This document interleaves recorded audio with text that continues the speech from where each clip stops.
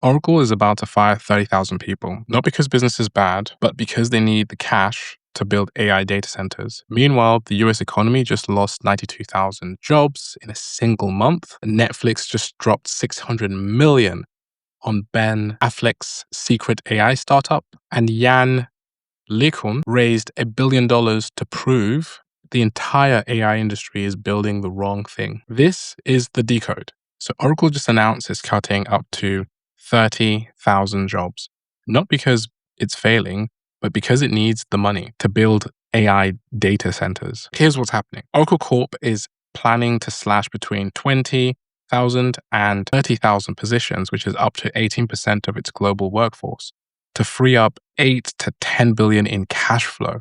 The cuts stem from commitments including $156 billion deal with OpenAI requiring 3 million GPUs over the next 5 years. And US banks have started pulling back from financing Oracle's data center expansion, citing concerns about the company's ability to repay back the debt. Last quarter, Oracle disclosed the restructuring plans, costing up to $1.6 billion, primarily in severances. So here's my take on this.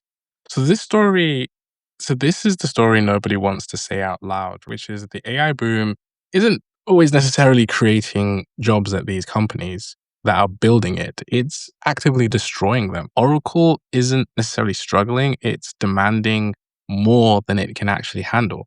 But the cost of meeting that demand is so massive that 30,000 people are, in essence, a rounding error. So if you're working in a large enterprise tech company, you need to really understand this, that your job security isn't tied to how well your company is actually doing. It's tied to how much cash your company needs in order for it to facilitate its AI build out. And that's a fundamental difference to what's happening in today's economy. So here's an action for you. So don't wait for the memo. Audit your own role against AI automations right now. If your work can be replaced by a model or a pipeline, I would genuinely start to look at building new skills that can't be easily replaced. See, Oracle is cutting work to fund AI, but one man is raising $1 billion to prove the whole industry's AI approach is wrong. And that leads us on to our next story. So the US economy just posted its worst jobs number in years. And one of tech's most famous founders is at the center of a growing scandal. So about whether AI is the real reason or just an excuse. So what's happened here? The non-farm payrolls fell by approximately 92,000 in February, far below the expected gains of 50,000. It's the third decline in 5 months. Unemployment ticked up to 4.4%. The 3-month average is now below 6,000 jobs per month, and hiring is down 20% from 2019 levels. Meanwhile, Jack Dorsey's Block has cut up to 4,000 jobs, nearly half of its workforce, and it was blaming AI. Dorsey said that intelligence tool capabilities are compounding faster every week, but analysts aren't really buying it. Bloomberg has called it AI washing, which is in essence using artificial intelligence as a cover-up for old-fashioned cost-cutting. Block stocks understandably surged by 24% on the news of the redundancies taking place. And at the moment, workers under 25 are hit the hardest. Job finding rates for young graduates in AI-exposed fields have dropped 16% in the past year. Here's my take on what's really happening. The labor market is understandably softening, and that's the macro story here. But inside that story, there's a much sinister one where companies are using AI as a permission slip to make cuts. Now, Block didn't need to really fire half of its staff because of artificial intelligence. The company was bloated, but calling it an AI transformation makes the stock go up by approximately 24%. And that's the playbook now. And it's extremely because every layoff gets blamed on AI, and we lose the ability to tell what's really happening.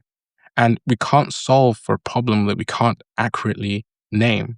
So for anyone entering the workforce right now, especially if you're under the age of 25, the data is relatively clear. with job finding rates is falling in AI exposed roles, that doesn't mean, give up. It means adapt and adapt fast. So your action right now is, if you're job hunting, I would stop applying for roles that read like they were written in 2019. I'd learn AI tools in your desired field and try and show employers that you're a person who makes AI useful, not just a person AI replace. Now, the labor market is hurting, and in Florida, one governor tried to write the rule book, but has been shut down by his own party. And that brings us to the next story. So Florida Senate just passed the country's first AI Bill of Rights with overwhelmingly 35-2. And it appears that the House may have killed it, and not on the merits, but perhaps on the politics. So what's happened here? So Governor DeSantis' SB 482 is a bill that would ban companion chatbots from talking to minors without parental consent and requiring AI systems to identify themselves as non-human and restrict the sale of user data from AI interactions. The Florida Senate seemed to have passed this on March on the 4th, and it was the first comprehensive state-level AI regulatory framework in the US. But the House Speaker refused to bring it to vote. His reason was that the White House position on AI and the House's position on AI are on the same page. And the Trump administration favors federal control, not state-by-state regulation. DeSantis is now pushing lawmakers to revive the bill. So here's my take on this. This is a story about power, not necessarily politics. 35-2 in the Senate, that's bipartisan. That's overwhelming. And it still doesn't matter. So the House Speaker blocked it because the White House doesn't want states writing AI rules. Federal government wants to control that particular conversation. But here's the thing, there are no federal AI rules, none. So what we've got is a situation where the states can't regulate and the Fed won't regulate either. So that's not governance, that's a vacuum. So for parents, this matters right now, that companion chatbots are speaking to kids without necessary guardrails. And for builders, this also matters because when regulation finally lands, it will be reactive and heavy-handed. So your action, if you're a builder, a consumer of AI, I would say don't wait for the law, build protections now and age verify. So from the regulators' vacuum in the US to something totally unexpected, Ben Hafix has been quietly building an AI company for 4 years and nobody knew anything about it. Netflix has just paid up to $600 million for it. Here's what happened. Netflix acquired Interositive, a stealth AI filmmaking startup founded by Ben Affleck in 2022.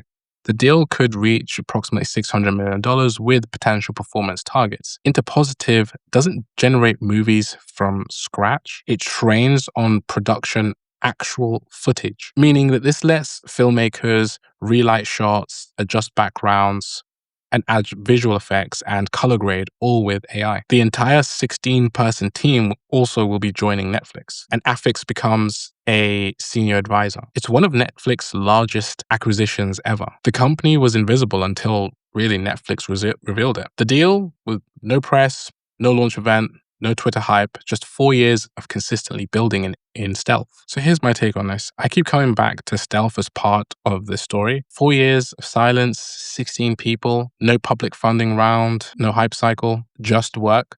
That's how you build something real. And what Interpositive does is smart. It doesn't necessarily replace filmmakers. It gives them superpowers. If you need to shoot a movie, the AI just makes post-production faster and cheaper.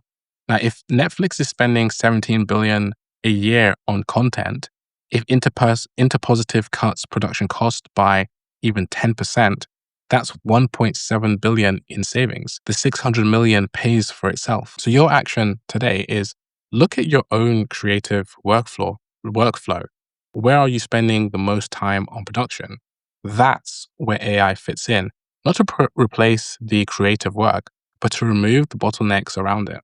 From Hollywood to enterprise, Microsoft's just made the biggest licensing change in decades. And that brings us over to our next story. Microsoft just changed how every enterprise buys software.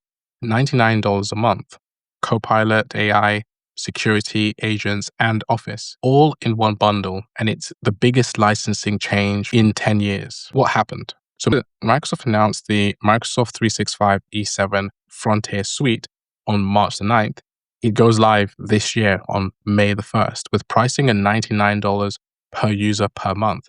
The bundle combines Microsoft 365 E5 Copilot, agents, extra security suite, and advanced Defender, and it also includes PureView tools. Buying these separately would cost $102. E7 bills them at the modest discount, but the real play is locked in.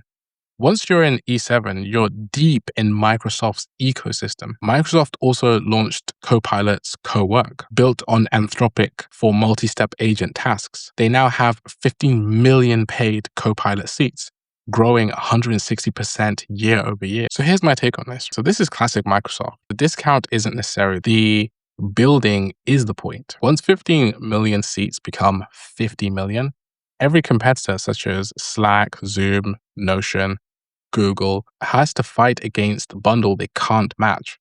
The Anthropic partnership for Copilot's Co-Work is also worth watching. Microsoft isn't just betting on OpenAI anymore. They're hedging with Anthropic for agent workflow. If you're a CTO or IT buyer, here's your decision. The savings are real, but the switching costs are going to be enormous. Going all in on E7 means you're all in on Microsoft. So your action for this is to run the numbers. Compare E7 against your current stack, but also calculate the exit costs, right?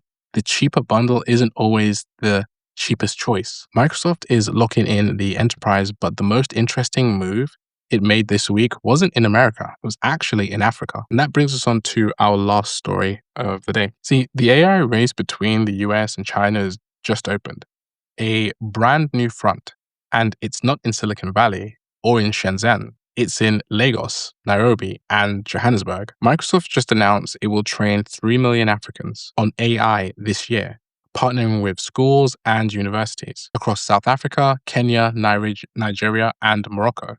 They're also partnering with MTN Group, Africa's biggest telecoms with 300 million subscribers, to bundle Microsoft 365 and Copilot with mobile plans. The move is a direct response to DeepSeek, China's AI platform, which has 2 to 4 times higher usage in Africa than in other regions. DeepSeek is partnered with Hawaii to expand across the continent. See, Africa has the youngest and fastest growing population. So whoever wins AI adoption here wins the next generation of users. So here's my take on this. So this is the story that matters most long term. Africa has 1.4 billion people with a median age of 19. The tech stack they grow up on is the tech stack that wins the century. Microsoft gets this and DeepSeek gets this. The question is whether Africa gets a say in it, or whether it just becomes a market for both sides. In my opinion, the MTN partnership is extremely smart with 300 million subscribers getting Copilot through their phone plan. That's not training, that's distribution. And that's how you win a platform war. So here's the action for you. So if you're building anything global, stop treating Africa as an emerging market. It's arriving. And the companies that are building for Africa now won't just have market share, they'll have trust. So today we saw the human cost of the AI arms race with Oracle cutting 30,000 workers to fund data centers. The US is currently losing 92,000 jobs in a single month. And Jack Dorsey is using AI as a cover for old-fashioned cost cutting. But as we saw, a billion-dollar bet on a different kind of AI, $600 million stealth pay from Hollywood, and a continent of 1.4 billion people becoming the front line of the AI Cold War. The tough line here is that power is shifting, and it's shifting fast. And the people who pay attention don't just survive, they lead. If this helped you see the day differently, hit the subscribe link and tap in with us. And drop a comment and tell me which story hit the hardest. I read every single comment. I'm Niniola, and this is Decode, Tech and Money. Stay sharp, stay curious, stay focused. I'll see you on the next one.